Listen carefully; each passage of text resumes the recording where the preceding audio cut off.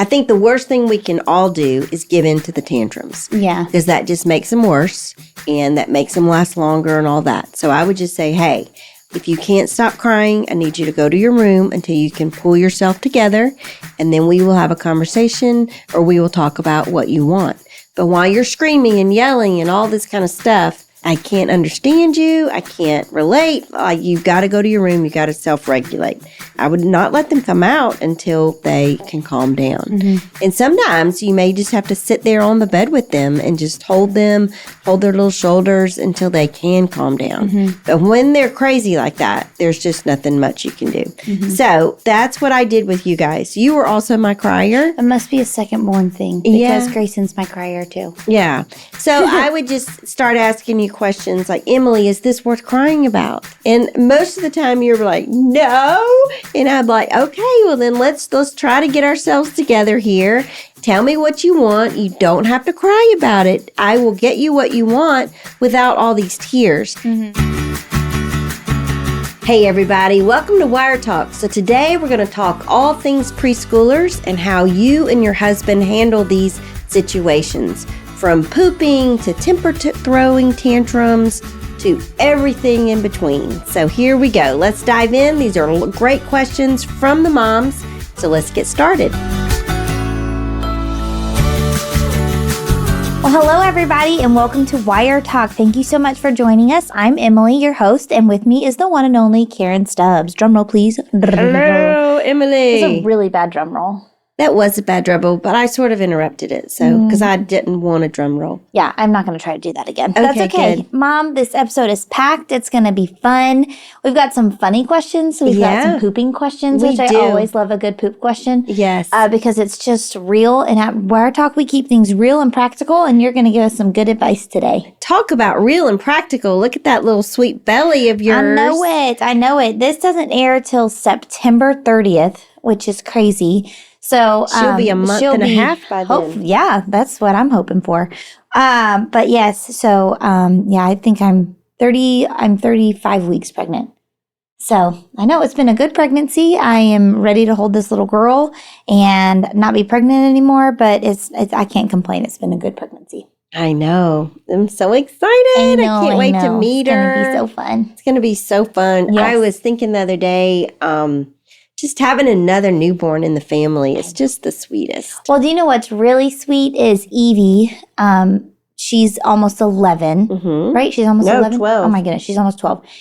Every single time I see her, she goes, hey, Emily. I was like, hey, Evie. She goes, how is she doing? I'm like, she's good. And she's like, she asked me today if she was coming to the hospital. Yeah. And I was like, well, no, but my kids aren't even going to come to the hospital. She goes, well, are you going to come to Mimi's house?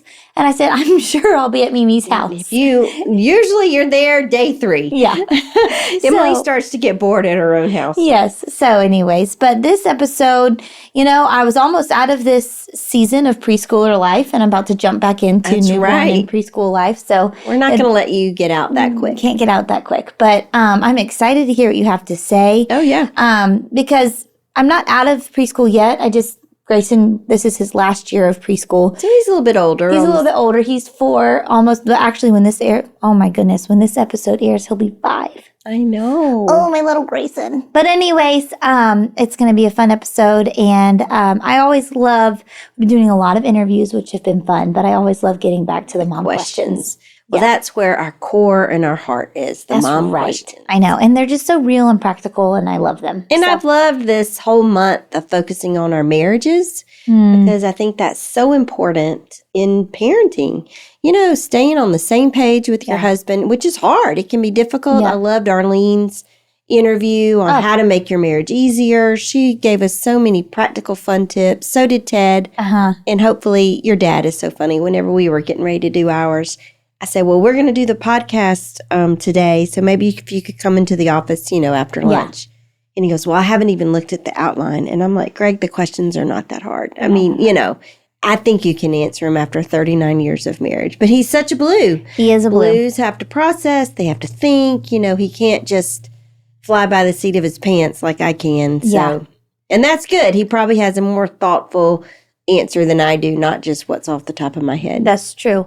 But even yesterday at dinner, Brian and I were sitting down And I told Brian about what Arlene said about if you have your phone out, it's basically inviting a third person to the dinner table. And I was like, this is what Arlene said. And I just think that's a good point. And I was saying, it's for me too, because I put my phone down, but I kept wanting to pick it back up. And I was like, do not invite somebody else to this dinner table. It is the 4 of us. We're having a good time. I do not need to be on my phone.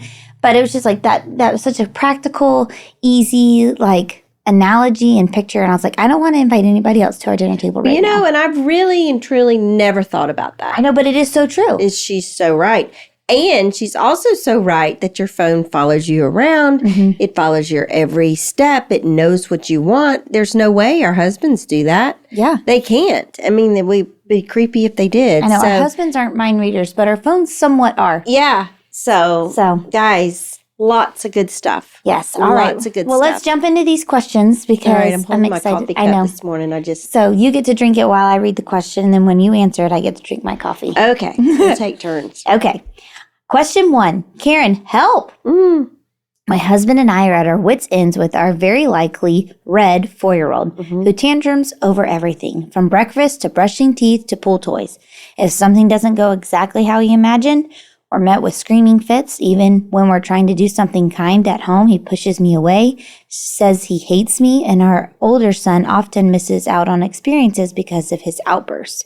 We've tried everything: timeouts, discipline, rewards, and now we're desperate and even considering medication.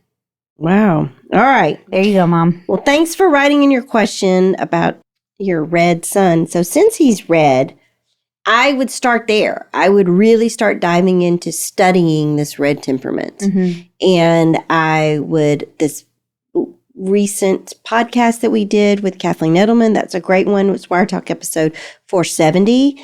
She gives a lot of do's and don'ts of what to do and what not to do with the different temperaments. And so I would really just take a deep dive into that. The other thing is the fact that he can handle it at school, but he's not handling it at home, tells me he can do it. I would hold off on medication. It's just me. It's just my personal opinion. I would hold off. I would try to see if you can figure out it. I know you're trying everything, but I would just think, he can pull it together at school and church, she said. So let's see if he can do this at home without medication. But that's just me. My practical suggestion is I would tell him exactly what's going to happen.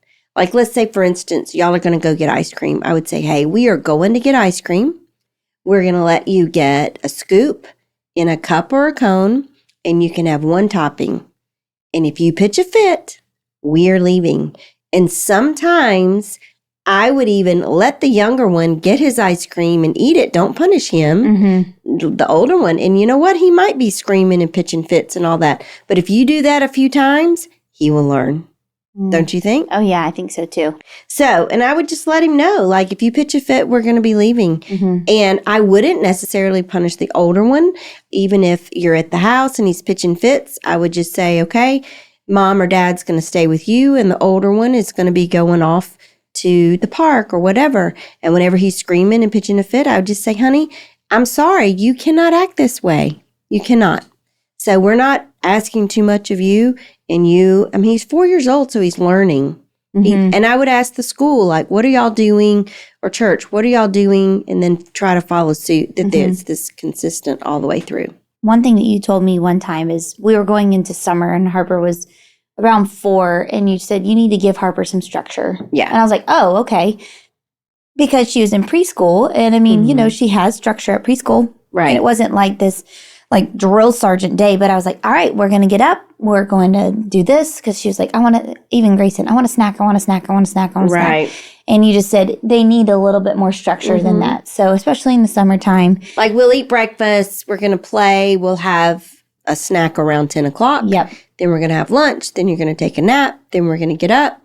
You can have a snack. We're going to go play. I used to lay out the day for y'all the whole way through, even if we were staying home all day. Mm-hmm. Hey, you're going to go in the playroom. You're going to play. After that, we're going to do this. Then we're going to do this. Then we're going to do this. And then that way y'all knew and there was structure. So I think maybe that would help this little 4-year-old because he is red. And also if he does well in school, it's because there is a schedule. Yeah. So, But and he knows what's expected of him. So therefore, Reds want to achieve. They want to perform. So they also want credit for their work. They're, really big in, they don't have to be in control, but they want to know there is control going on. Yes. Right? There's a sense of control. Mm-hmm. So that's what I would do with your little sweet 4-year-old. Love it. Hey, mamas, have you ever wished that Karen would come to your community and speak to the moms in your church? Well, it's time to stop wishing. We are booking speaking engagements for 2026 right now, and Karen would love to come teach her life-changing content on temperaments, discipline, and all things motherhood to the moms at your church. Booking is easier than you think. If you're part of a church community that has resources to host outside speakers, head to boaw.mom/booking and fill out a simple form. We would love to partner with you to bring Karen and her practical parenting wisdom to your town. So head to boaw.mom/booking and fill out an inquiry form today. All right, let's get back to the show. Question 2. Yeah. I'm a new listener and already so thankful for this podcast. Welcome. I love that. My husband is a border patrol agent. That's a hard job. Mm-hmm. And since our daughter was born in 2021, he's been away a lot, including missing most of my pregnancy and her emergency C-section. She's almost 3 now and starting to really notice his absences, asking for him constantly and acting out with screaming, spitting, and throwing toys, especially when he comes home or leaves again. Right. With another month-long training coming up where we won't be able to contact him at all, I'm struggling with how to help her understand and cope. And honestly, I'm struggling with it too. Sure, because it's hard. It's very hard. It's very, very, very hard. So thank you for writing in your question, and thank you for listening. I'm so glad you found us. So having a husband with a demanding job is really difficult. I felt like Greg had a demanding job, and he would go away for weeks at a time, sometimes months at a time. Yeah. And that is really difficult. So get a calendar and then circle the day that he's leaving, circle the day he's coming home, and every single day mark the days off that he's gone. So that way she can see that it's counting down.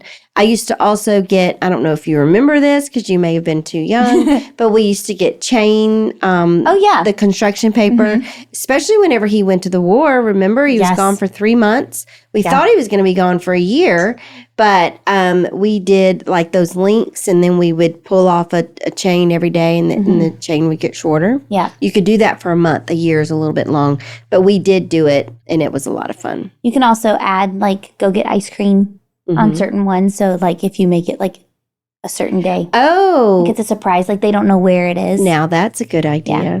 So that sort of leads me to my next point. We made things fun. Yes. So we did fun things while Greg was gone. Greg did not like Pizza Hut pizza, so we always ordered Pizza Hut pizza when Greg was gone. That was a fun thing we did. We would have pajama day, which was one of your favorites. You loved staying in your pajamas all day long. We'd have breakfast for dinner. We would just do fun things like that. That was easy for me, but y'all also loved. Let's see. Greg would write the kids postcards and send them to him. Like whenever you don't have any contact whatsoever, maybe he can't send you a postcard, but he could fill them all out before. Yeah. And then you could mail them to yourself or put them in your mailbox different days. Y'all loved that. I know whenever Greg went to the war, Abby was about 4 years old, and she had a really hard time. All of y'all did in different ways, but she really did. And so I bought her a stuffed animal golden retriever dog. Named Daddy. And we named him Daddy. And she slept with him and carried him around with her all the time. And that really helped her. You know, I just think you have to do the best you can do to bring Dad into their world. I would have y'all writing pictures, and I'd mail it to him, even though he was on the other side of the world. But I really just stuck it in his drawer, so whenever he got home, he could see him, and then he'd show y'all, oh, here are my pictures. I loved seeing this from you guys. And the same thing with him. So I would tell Greg to write y'all letters, and I'd give them to you at different parts of the day and stuff like that. So those are the things that I did. That's sweet. One thing that my husband travels as well, not for months on end, which I can't imagine. You're doing a great job, Mom. But he has like a little figment. It's like this weird purple dinosaur from Disney, and it travels with Brian wherever he goes. Right. And the kids are like, "Where's Funny Figment?" Like, and then Brian will send pictures to the kids a figment, and it kind of brings their world together. Right. So, which is kind of sweet. And they enjoy love it. seeing him in China or Egypt or Paris or wherever he is. Yeah. And he'll like be silly, and it's a fun thing that the kids have enjoyed. And then Brian takes a lot of pictures. And so when he gets home, he goes through all of the pictures with the kids. And shows them. Greg does the same thing. Which I don't necessarily know if she could do, if this mom could do that. Or because the Border Patrol, there's probably not too much to show. And if it's training, probably can't do it. So anyways, but. These are just different ideas for y'all to think about. So, all right. Okay. Question 3. Hi, Karen. I'm potty training my 3-year-old son and feeling stuck. We've all been there, Mom. That's right. We have. He pees in the toilet consistently now, but is having poop accidents, often when it feels intentional. He'll stay clean when we're out, likely because he doesn't see supplies, but we're at home or with Grammy, he poops his pants and laughs about it, like it's a game. Incentives and consequences haven't worked, and I'm wondering if I should drop the pressure and just ride it out. Help! Well, listen, I would try this before you just write it out. I would just conveniently never have the supplies, if that makes any sense. Because if that's what he's doing, when he's doing it, I would just try to break that habit. And then if he poops, and I would just say, I don't have the supplies, so we got to get in the bathtub. You've got to completely, and then I would just make it be like, if he says, okay, let's go play, I'd say, I can't go play now. I spent my whole afternoon cleaning you up, getting you changed, all the things. Now I got to start working on dinner. So you're going to have to play by yourself inside. Or we have to leave Grammy's house. Yeah. You know, we got to leave Grammy's house. You're going to sit in that poo-poo till we drive home, and then I have to clean you up at the house. I would make it inconvenient for him. Yeah. Where it's not funny anymore, and it's not fun for him. You know what I'm saying? Yeah. Yeah. Harper had a really hard time with pooping on the potty. Yeah. She would hold it all day at school, and then as soon as she'd get home, she'd be like, all right, it's time to go to the bathroom. And I remember the first time she went potty, you used to have this drawer with all of her diapers in. Yeah. And after school, we came over for something, and she's like, where's my diaper? And I'm like, they're gone. She's like, I have to go poop. And I was like, I don't have anything. She's like turning red. She's like, I have to poop. And I'm like, the only thing is the toilet. You have to go. And Mom's like, do not go home. She can do this. I'm like, okay, she can do this. Like, I'm like, okay, Emily, you can do this. And she pooped on the potty, and ever since that one time, she still poops on the potty. So. Yeah, that's right. Yeah. We just have to make it to be like, this is it. I mean, you know, all the diapers and supplies, they're gone, you know? So now we got to get in the tub. Now we got to completely take 30 minutes to get all this cleaned up. And you could, I mean, if you want to be real adventurous, let him clean himself up, which I know is... At 3? You think he could do it at 3? Is he 3 or is he 4? Yeah, he's 3. 3. That might be a little young. I'm like, that's impressive. Yeah. Never mind. Okay. Well, that's good advice. Make it inconvenient for him. Make it inconvenient. All right. You ready for the next one? Yeah, let's do it. Okay. Hi, guys. I absolutely love your parenting wisdom and am desperate. Please help. We have a 3-year-old son who has difficulty regulating his emotions beyond anything I've seen. I work with kids. We also have a 7-year-old and a 1-year-old. If he doesn't get his way, it is immediate tears and crying, oftentimes screaming. These tantrums can last a long time, like 30 minutes. He cries about everything. He's also becoming more aggressive, and nothing we've tried, timeout, spanking, consequences, seems to be working. Any ideas on how to address the crying tantrums? When to ignore, when to punish, and how? My husband and I have tried all the tricks, and it just seems to be getting worse. Yeah. Thank you. Well, this is my advice for this sweet mom. And since she's tried everything and has given his age, I would think about asking her pediatrician for advice. I would just say, hey, this isn't my first rodeo. I have a 7-year-old and a 1-year-old, and this behavior just doesn't seem normal to me. So let's really take a deep dive and see what is going on with him. You know what I'm saying? Yeah. And I know in the earlier question, it was 4 years old, and I said I wouldn't worry about that. But this one just feels a little different to me. That's the hard thing about these questions. I really don't know the You're whole just seeing story. such a little spot. Yeah. But I think this would be worth it asking your pediatrician and just be like, you know, I would even talk to a child therapist or a counselor and just say, you know, what kind of play therapy could you do with him? to help him work through this kind of stuff. And let's just say the pediatrician said there's nothing wrong. Yeah. The therapist says there's nothing wrong. Then this is my advice. Okay. Now we move forward with part 2. I think the worst thing we can all do is give in to the tantrums. Yeah. Because that just makes them worse and that makes them last longer and all that. So I would just say, hey, if you can't stop crying, I need you to go to your room until you can pull yourself together. And then we will have a conversation or we will talk about what you want. But while you're screaming and yelling and all this kind of stuff, I can't understand you. I can't relate. You've got to go to your room. You got to self-regulate.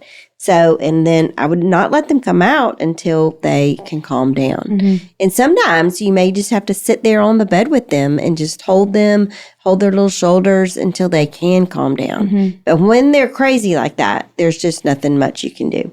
So that's what I did with you guys. You were also my crier. It must be a second-born thing because Grayson's my crier too. Yeah.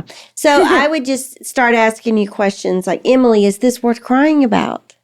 And most of the time you're like, no. And I'm like, okay, well then let's try to get ourselves together here. Tell me what you want. You don't have to cry about it. I will get you what you want without all these tears. I think the second born, I know with you anyways, you just learned at a very early age. When you cried, it got my attention and I gave you what you wanted as a baby, you know? And I think they learn that from a very early age. And then they get into these 3s, 4s, 5s, and it's just sort of, we have to break that habit. Yeah. So I would ask you, is this worth crying about? And it did take a while for you to learn. Not everything is cry worthy. Sometimes we have to be patient until they grow up a little bit. And I know that's hard. It's hard for me as a mom to be patient because I'm like, get it together, Carol. Let's go. Yeah, exactly. So that's what I would do. I think you're doing all the right things.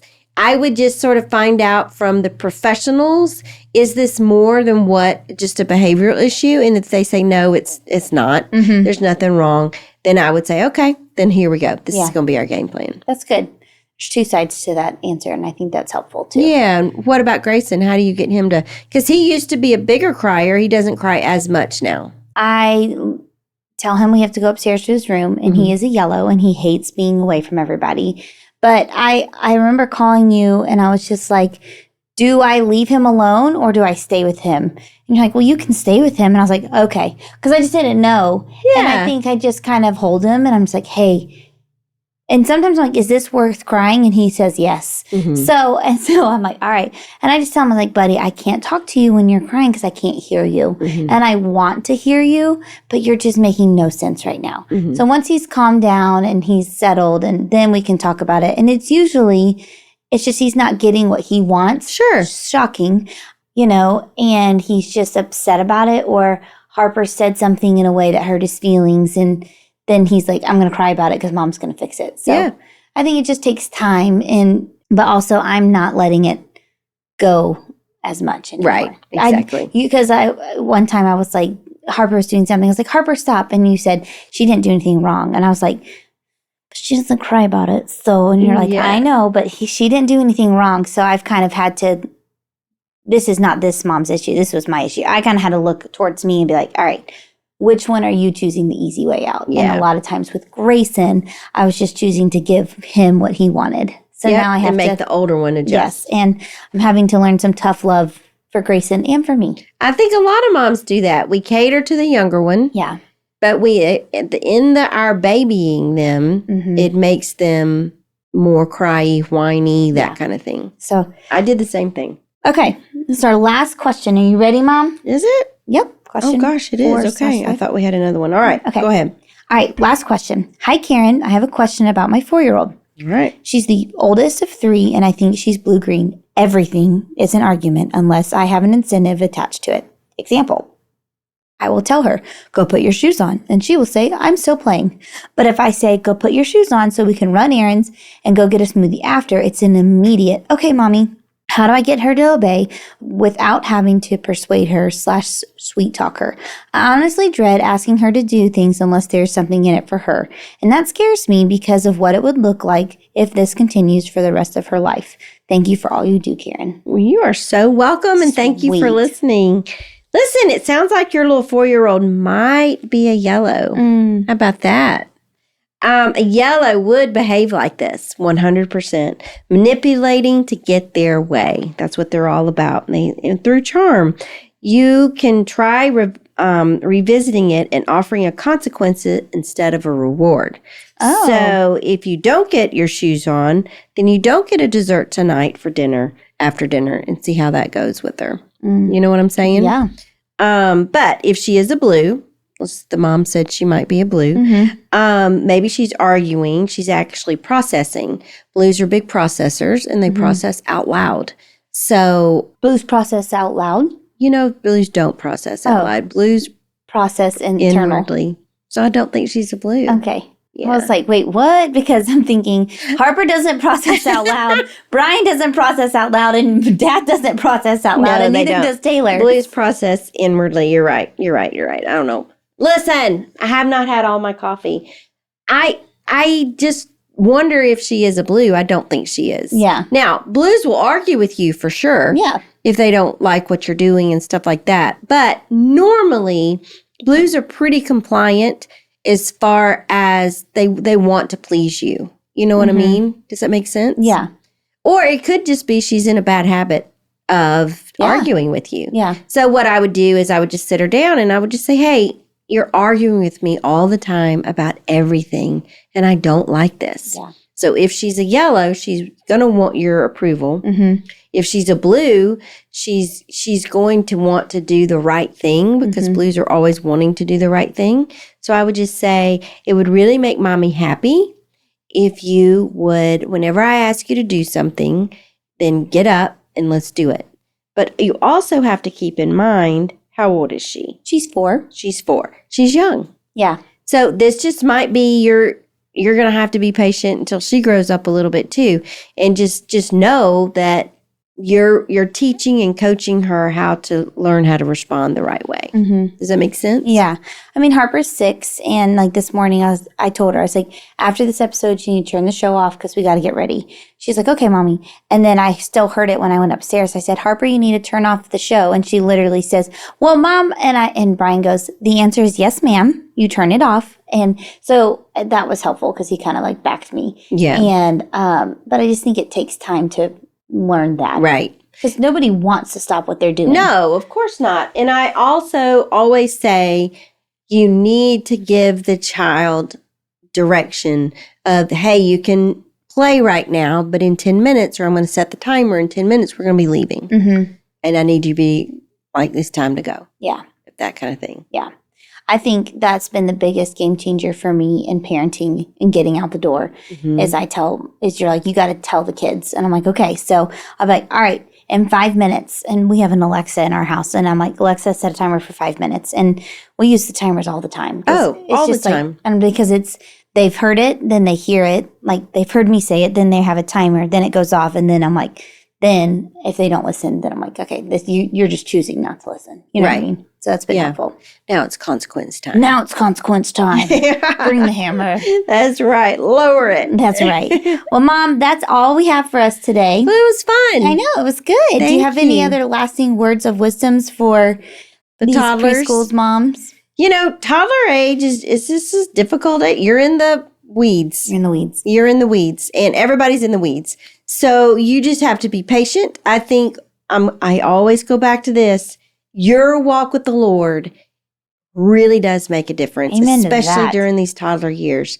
Because if you are functioning out of your own self-will and your own self, you're going to run out probably around 10 o'clock. Yeah.